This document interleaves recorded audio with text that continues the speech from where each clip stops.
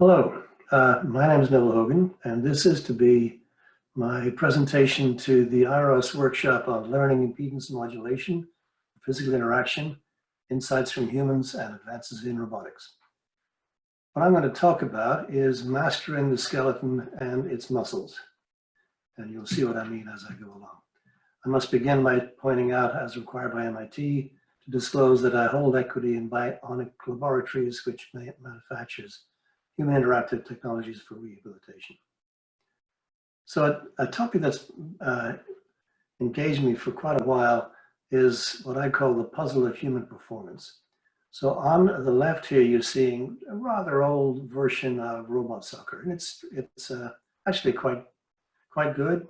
But you compare that with human soccer, and the contrast is almost embarrassing, especially when you think about the fact that the human is working with very slow actuators, muscles have a bandwidth of about 3 hertz, very slow communication, neurons talk to each other at about 100 meters per second, very long feedback loop delays, transcortical loop is easily 100 milliseconds and maybe longer, and they're working with an extremely complex system with about 200 or more degrees of freedom and 600 or more muscles.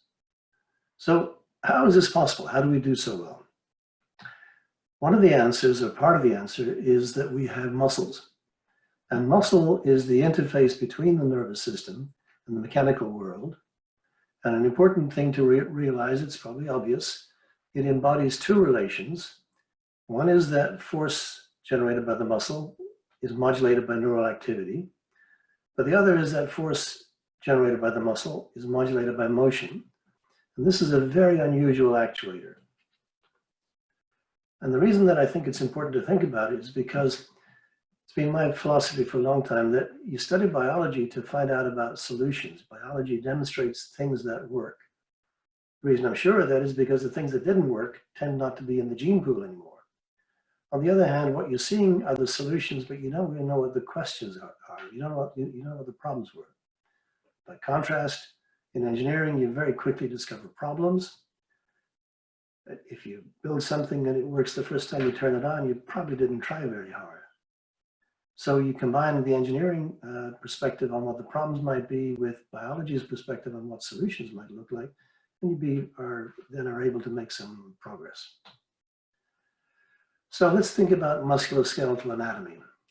On the plus side, it's extremely structurally efficient. You have lightweight structures called bones. They are very strong in compression. And you have muscles that act in tension around the bones. This has sometimes been called a tensegrity structure, but that's a side point. This is a structurally efficient way to construct a system that's going to be controlled, but it's got a major problem, and that it's potentially unstable because of the fact that we as mammals have the bones on the inside with the muscles on the outside. And that means that the muscle moment arms can vary with configuration, and they vary in such a way that that causes a destabilizing negative stiffness. So let me see if I can explain that. So analyze this very simple model. I'm trying to depict here in the diagram on the right, a very simple model, which is a rigid element. Let me get a pointer. This is meant to be a rigid element. It's strong in compression, pivoted about this point here. We're looking at the angle of its deviation from this dashed line here. And it's actuated by two antagonist tension elements. There's an agonist on this side and an antagonist on that side. The moment arms of these agonist and antagonist about the pivot point, they vary with the angle. But they vary in such a way that as the angle increases, the agonist shortens, of course, and the agonist lengthens. That's not surprising. The way the moment arms vary is that the agonist arm initially increases and the antagonist arm initially decreases. Under tension, varying the moment arms induce stiffness. And because the agonist arm is increasing and the antagonist arm is decreasing, that stiffness is negative for a large part of the range. In fact, if you work out the math, it turns out that for a range from plus 0.8 radians to negative 0.8 radians, the system is statically unstable. It's even worse than that because the instability gets bigger with tension. The coefficient of instability, the negative stiffness, is strictly proportional to the tension in the actuators. The more tension, the more unstable. So you can't stabilize this system by just generating bigger forces. You've got to do something else. And of course, we know that the mammalian musculoskeletal system is not statically unstable. So why not? And the answer is because muscle is not a force generator. Muscle generates a relation between force and motion, and neural activity modulates that relation. And that relation is what I call mechanical impedance, and it can be dynamic or nonlinear, can even be discontinuous, and in fact, there's some evidence that muscle may have that property. But the key thing is that you have to look at the physiology of muscle. Skeletal muscle contains a regular array of thin filaments called actin and thick filaments called myosin, and this is a micrograph that shows you them. The myosin filaments are these things here, the actin filaments are these things here, and they interdigitate. And there's all this technical detail about what they call these various parts of the muscle, but don't worry about that too much. The key thing is that you have the thick and thin filaments interact by means of these cross bridges. That is, at the end of the myosin molecules, those are the so-called thick filaments, there are these heads that cross-connect to binding sites on the actin filaments, and they connect all of the thick filaments to all of the thin filaments. And the most widely accepted view of how muscles operate is the so-called sliding filament hypothesis. The idea is that the myosin heads, when activated by a complex process where neural excitation depolarizes the outside of the muscle cell, there's a long process that leads to the release of calcium and the unopening of these binding sites. But passing over those details, essentially the myosin heads climb along the actin filaments. And this activation is like pre-connecting, it's like connecting pre-stretched springs. So when the myosin heads connect, they bind to the actin and then they change shape. This so-called conformal change. It's like rotating the head of the myosin molecule. As a result, the stiffness increases with the isometric force generated. And in fact, it's been shown that the stiffness increase can precede tension development. So the thing to see here is that this muscle stiffness is going to save the day for us, because muscle primarily generates stiffness. Force is a byproduct that's only available if shortening is resisted. But if you have isometric conditions, that is where shortening is resisted, then stiffness and isometric force are related. In fact, they're strictly proportional. And whereas there are those who may object to my use of the word strictly, this proportionality between isometric force and stiffness is one of the most robust observations about muscle that you can find. And that, having the muscle stiffness increase with force, can be enough to offset the negative stiffness, which also increases with force. And that's sufficient to stabilize endo-skeletal kinematics. But of course, as you should probably expect, there's no such thing as a free lunch. So muscle impedance comes with pros and cons. So of course, on the pro side, it enables mechanical impedance modulation, which can, in the first place, stabilize joint posture. But secondly, it can manage the interactive dynamics. You can make the limb stiffer or more compliant by co-activating opposing muscles, in addition to using local neural feedback. But remember, neural feedback is highly restricted by the fact that you've got these extremely long delays. Fastest delay, the shortest delay, I should say, in the human upper extremity is something on the order of 25 milliseconds. That doesn't seem like much, but that severely limits your ability to use continuous feedback control and remain stable. So you can manage interactive dynamics by antagonist muscle co-activation, and you can stabilize the joint posture at the same time. But on the con side, this means that you can't simultaneously achieve high force and low stiffness. So even if you're only activating a single muscle, that single muscle generates a stiffness. And if you increase the force, the stiffness increases whether you like it or not. So what if you had a task in which you really needed low stiffness? Well, one of the possible workarounds is the skeletal kinematics itself. So we know that mechanical impedance determines physical interaction, and we know that it can be modulated by antagonist coactivation. But when you go look at the math, the effective mechanical impedance at any point of interaction is far and away dominated by musculoskeletal kinematics. So the geometry of the skeleton dominates all aspects of the interactive dynamics, both the effective inertia seen at the hand, for example, and the effective damping and the effective stiffness. And yes, muscle coactivation and feedback may influence those terms, but kinematics dominates. Okay, well, let's take a look at the skeletal kinematics. If you think about interacting with the world, your hands and your feet are the main places through which you interact with the world. Yeah, we can interact with things like our elbow and so forth if we need to, but we mostly use hands for manipulation and feet for locomotion. If you look at those ports, they're dominated by the wrists and the ankles. And it turns out that the wrists and the ankles have very similar and very complex musculoskeletal kinematics. And here, for example, these are some measurements that we've made with students and colleagues.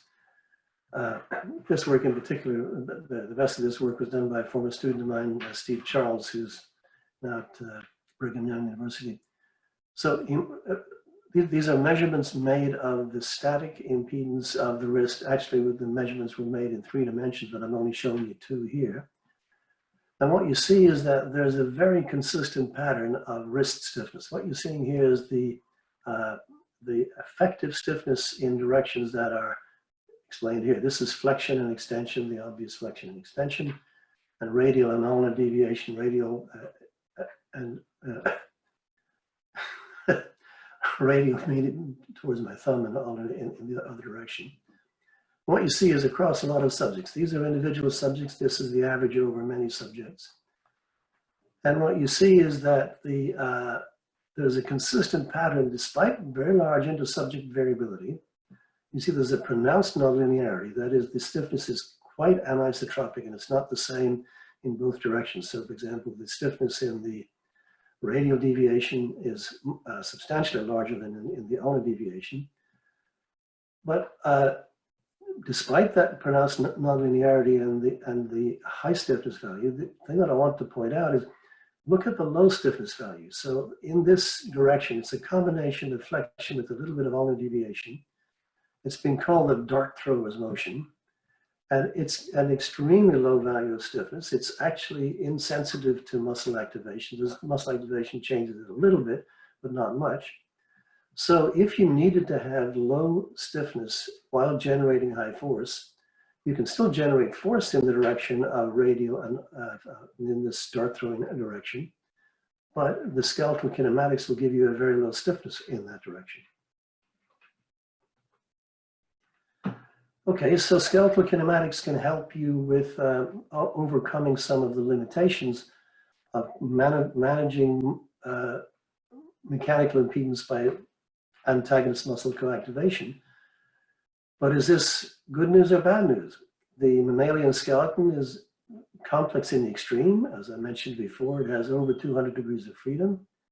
And you may have heard of Richard Bellman's cursive dimensionality. This is Richard Bellman here. And he pointed out, and he's one of the fathers of optimal control theory. He pointed out that computational complexity grows exponentially with the number of degrees of freedom. And he called this the cursive dimensionality.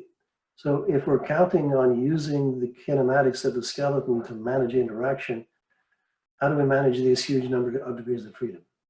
Well, this is something that I've worked on also with colleagues and students. And the idea is that we've been studying human performance with the idea that we can come up with ways to improve robot control, and in particular to scale up to many degrees of freedom. And we're aiming at physical human-robot collaboration where we have to deal with the kinematic complexity, like it or not. The basic idea, I'm not going to go talk about it in detail. There are papers that have articulated this, is that humans use these primitive dynamic actions And what we're calling dynamic primitives, we could conceive of them as robust attractors of low-level dynamics. You could have a limit cycle for rhythmic oscillation, or a trajectory, which we see biologically, stereotype submovements, or mechanical impedance for interactive behavior. But you got to combine the motion part of this with the interactive part of this, and to do that, I'm proposing to repurpose an old idea from circuit theory, the idea of an equivalent circuit. In this case, because we're dealing with mechanical things, it's a network, not a circuit, but the basic idea is the same. The idea is that I have a motion command that goes through the forward path dynamics, which may or may not be the same as the interactive dynamics.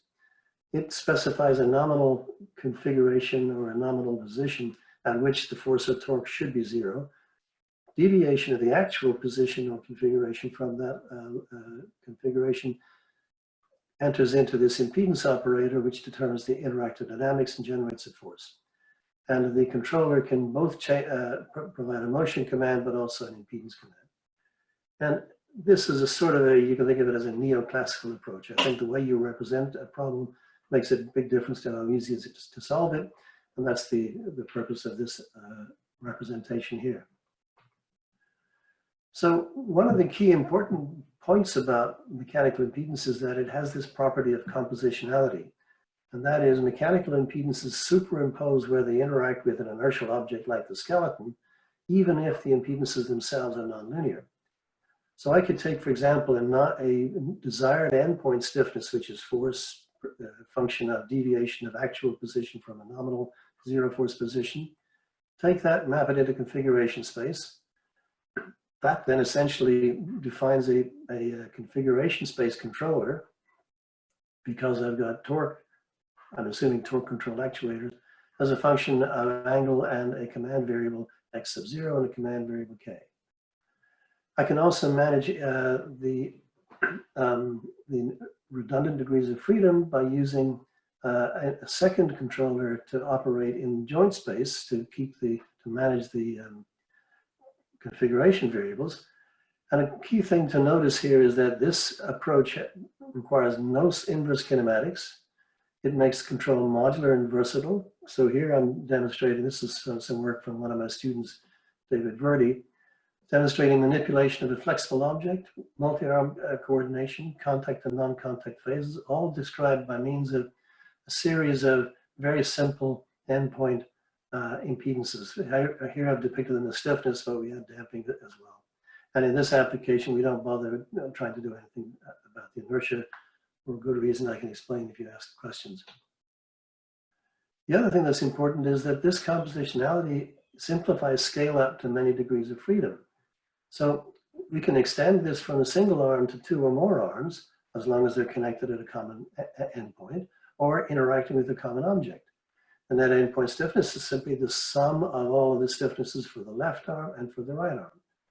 I can superimpose open chain single arm controllers and manage a closed chain manipulation without any closed chain kinematic computations. Also, because I have no inverse kinematic computation, this system, as you can see here in my video, can go into singularity and come out of it repeatably, reliably, no drift, no computational complexity. So let me stop at this point. I don't know how much time I have used, but I'm going to stop at this point, and I'd like to acknowledge that there are many different sources of funding, and this is, I'm reporting on a large body of work. I'm only highlighting small amounts of it. So thank you for your attention, and I'm going to stop at this point.